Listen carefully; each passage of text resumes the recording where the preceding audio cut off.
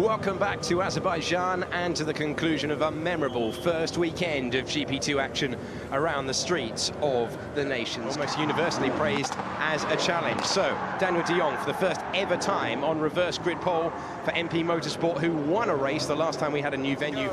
Racing, 5 red lights, and we're underway in Azerbaijan for the sprint race. A really poor start for Galil, and de Jong. Is Matsushita going to be able to get into the lead? He's forced his way through at turn 1 to go from third to first in a matter of meters.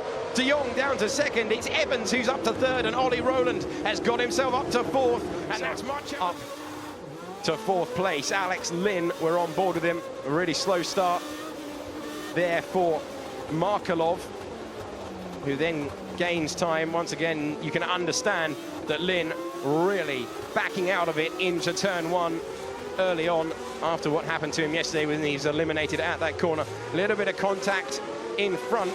This was Markelov and Jeffrey a moment ago whilst we were watching the start replay, and that has damaged the front wing of the Russian time, sending Jeffrey long time to complete it. He's had to go defensive into turn 2, and that's going to get very close indeed between Markelov and Jeffrey behind. That is the battle for 13th position, and Markelov had to take seriously evasive acts. He can't get close. Here's a man who can, though, down the inside. Sergei Sorokin moving himself up into 5th position in this race. And Gustav Malia posting the fastest lap. And he's benefiting at the moment. This was the move for 6th position, for 5th position, I should say, as the ART went past the Campos. And the front, you would give yourself extremely good straight line speed. Here's Ollie Rowland going for Mitch Evans and breezing past Mitch Evans. Can he get it slowed down into 1? He's going to go wide, very close on the exit then. We're on board with Ollie Rowland. Mitch Evans has disappeared, surely back into 3rd position. He has, and look how close Sorokin now is to the podium that he expected to be a minimum today.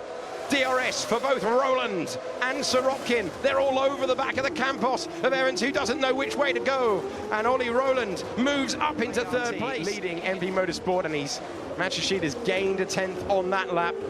Here's Sorokin on Mitch Evans, breaking down ahead in the braking zone and moving up into 4th position in this race. The man who's had such a torrid start to the season, and he's got damage through it.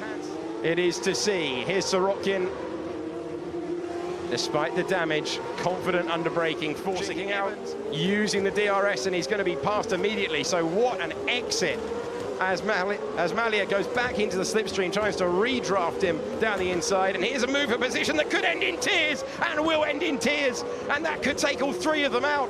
Jordan King, Jimmy Eriksson, and contact again for Jordan King in Baku. Kanamassas will escape. Can Eriksson? So we were focusing on Marcello, who locked up but took the position, and King came late, and Eriksson wasn't expecting him at all. Kanamassas did well not to just cream into the front, as did Nabil Jeffrey, who very nearly collected King. We see it in slow motion, and the safety car has been deployed as we look at the reason why. Eriksson, the great news is that the safety car is in this lap. So we saw Matsushita wait until sort of halfway along the blast down to turn 1 to restart the race. Will he drop the hammer immediately today? The answer is he absolutely will. So de Jong is going to have the safety car. Remember, of course, that you can't overtake it. And he's caught the safety car. That's going to give it an enormous opportunity to Daniel de Jong, who's in the slipstream. And look at Ollie Rowland. He's just streamed through into the lead. But he's locked up, and there could be contact. De Jong is off the road at turn 1. Ollie Rowland is in the lead, but Matsushita somehow loads of cars off. Loads of cars off at turn number 1. Sevens on the grid. So Nobuharu Matsushita is the lead car here. He can't drop the hammer. He was unsure of what to do. He was unsure of whether he could floor it when the safety car had gone to the right. So a gift for Ollie Rowland. I mean, you saw multiple cars off the road. So Rowland locking up and giving the lead straight back to Matsushita. Heart in mouth time for de Jong, who thought he might be about to cream into the side of his teammate. Thankfully, he avoided that, but he's lost again. He had to slow down. He lost the lead, and here comes Sorokin for 2nd place. So Ollie Rowland was in the lead moments ago. He's now down to 3rd position in this race.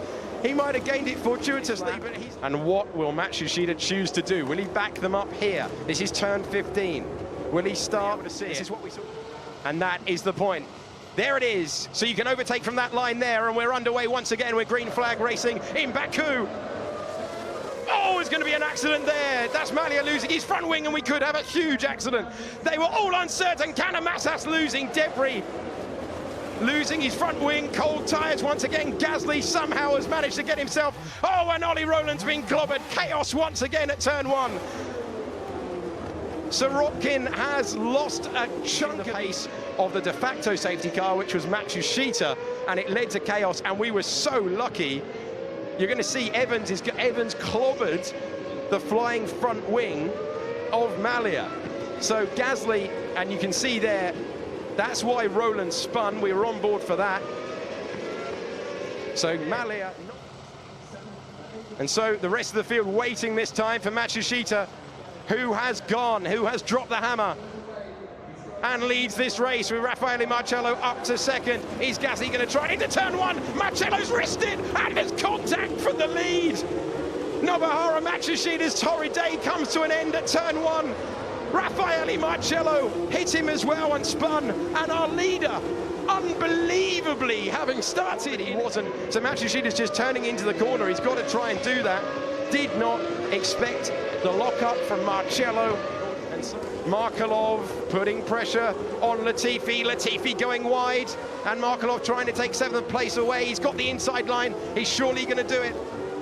And upper place in this engrossing sprint race goes Artem Markelov, and Russian time. Markelov, of course. Look how close they are, but we're back to the battle for the lead. Is Giovinazzi going to try it? And Gasly repels him for now, with still no DRS down the main straight. Yes, there is in the background there between Peak and Markelov. And Markelov has taken 6th position away as they go on. Extremely difficult for Gasly to keep him behind. He'll have to just hug the inside line and hope it works. Still no DRS for them. Going to the inside, but thinking better of it.